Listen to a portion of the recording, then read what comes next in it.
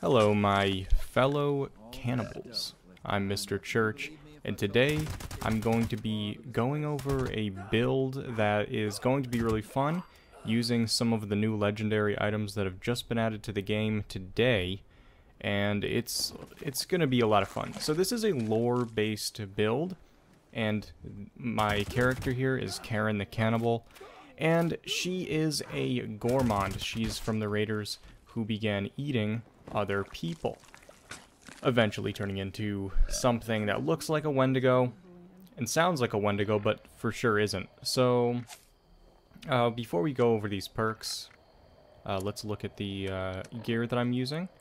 So the new stuff as far as gear, we've got a Gourmand's Fixer. The name says The Fixer because Bethesda is smarter than us and decided that's what needs to happen. We can't see what it is until we read the individual effects, but I guarantee you damage increases as you feel your hunger and thirst meter is Gourmand's, as you can see from this handmade that is Gourmand's with that on it. Now, I want to point out very clearly that this is not going to be meta. Gourmand's is not a viable build for a min-max build. If you're trying to get the most bang for your buck, literally, Gourmand's is not the way to go because it caps at plus 24% damage, which is less than the mutants, which is less than Juggernauts, which is less than junkies, which is less than aristocrats, and so on and so forth. You get what I'm saying. But because this is a cannibal, we have overeaters, which means damage and reduction up to 6% when their hunger and thirst are full. And I've already covered this in another Overeaters build video, which you guys can check out. I'll put a link up there to check out. I go over this armor a lot more, but I also have this one because it has the hunger and thirst grows 10% slower. And I couldn't get a full set of Overeaters because Bethesda doesn't want me to have it, so they locked it behind an impossible RNG gate, and I don't have 85 years to roll it because I'm in the PTS, and this is going live soon. So there it is. A life-saving piece will do for now. Let's look at the build. So we have, if you look closely, a lot of perks, and that's because I have max intelligence, endurance, agility. These are giving me so much more room to work with when it comes to cards, and I could make this build more powerful if I had more of these unlocked, but I'm only level 150-ish, so that's it. What rads is very important, when we'll get into that in a minute, but for any high health build that's going to stay high health, what rads is incredibly good, coupled with healing factor and whatnot. So here is what we have. Traveling pharmacy. You definitely don't need to run this, and I often, you know what, you need to shut the fuck up. I'm trying to tell the ladies and gentlemen how to kill and eat people, and you're just talking over me, and that's really extremely rude. Yummy. Let's go over here while I digest what he was saying. You get what I mean? And, yeah, so, anyway, the nicest thing about deck building games is you can cater the build to your fighting style, your play style. And my play style is that I hoard everything and I can't let it go because I was scarred in my childhood, and so I tend to hang on to things for emotional value that I've attached to it arbitrarily. That isn't necessarily everyone, so you don't need to hold on to a bunch of these stim packs and rat away. If you have a healthy relationship with your belongings and are able to let them go and don't hold on to them like the people that just left you alone in your life, because that's just something we don't need to get into. Blocker is really good if you're eating people and you're down on your hands and knees up to your elbows in their guts. It's nice to have that melee protection when something comes up and bashes you. For perception, I just have your basic run-of-the-mill commando perks. Tank Killer for armor penetration, Concentrated Fire for VAT's ability out the fuck, and Commandos as well. Now, over here, I finally got to run some food buildy perks that I never used before, and it's actually pretty exciting. All Night Long is viable to some degree now, whereas before it was just stupid.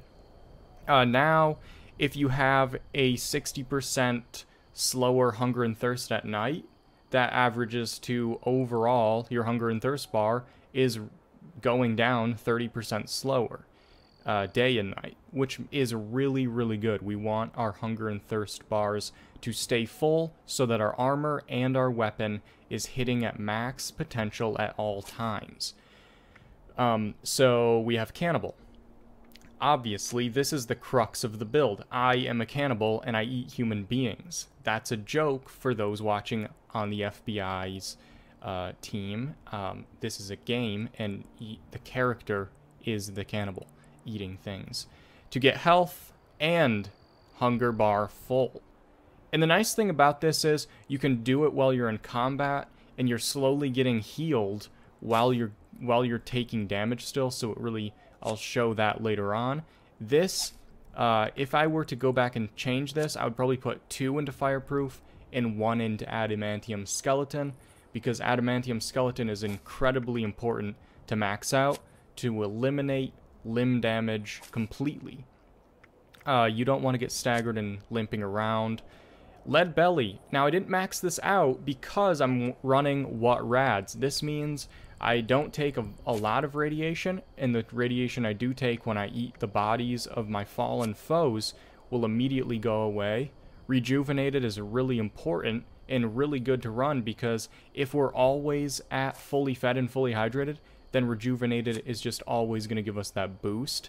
I'm running party girl, party boy, depending on what you are, you know, who you identify as, because this will give you a huge boost to your alcohol, which will help fill your water bar whenever you need. If you don't have access to a lot of purified water, you can just dump that. You can also just pick up a bunch of boiled water and drink it. Now, Happy Camper sounds stupid at first, but if you think about, again, catering to your playstyle, I spend all my time building or killing people at workshops. I'm going to be at workshops a lot.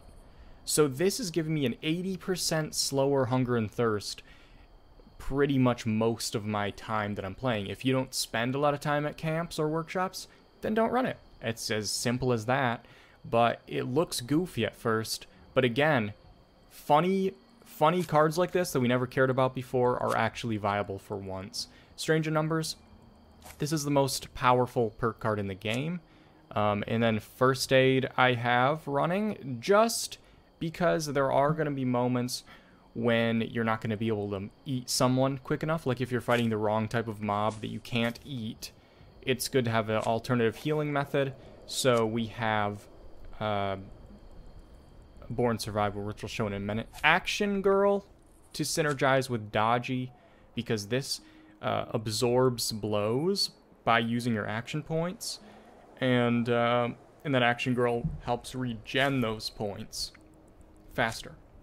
And then, like I said, Born Survivor. When I fall below 40% health, I automatically use a stim pack, and First Aid triggers. Also, if you don't want to run Happy Camper, which I didn't really think about, but if you don't want to run Happy Camper, a good alternative that costs the same amount of perk points, which I might not have, but I can get, let me see, is it here? Is it? No, it's not. Well, anyway, that's fine. I have 1,000,000 saved up. What you want to do is grab Field Surgeon. This will make your stim packs work way quicker.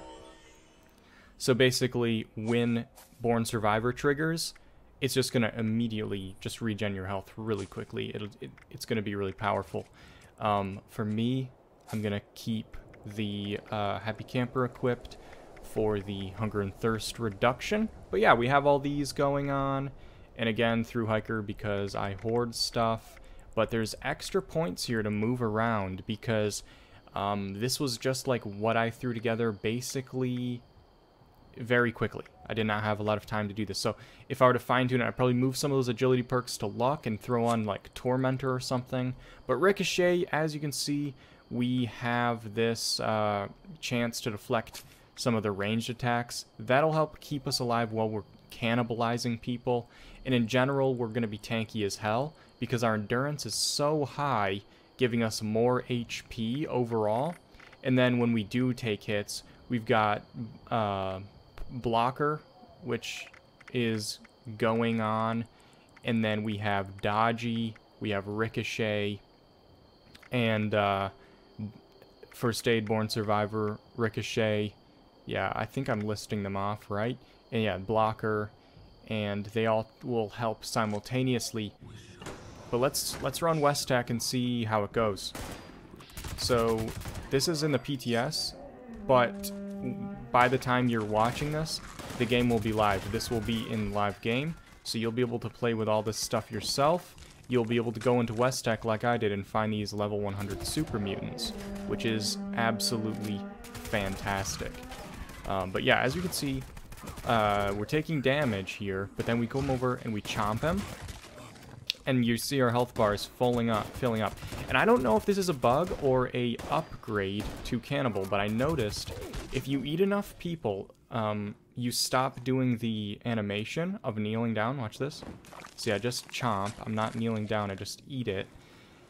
And luckily, we still do the belching, which is the most important part of the build. Probably the whole reason I did it was just so I could sound, you know, like I do in real life.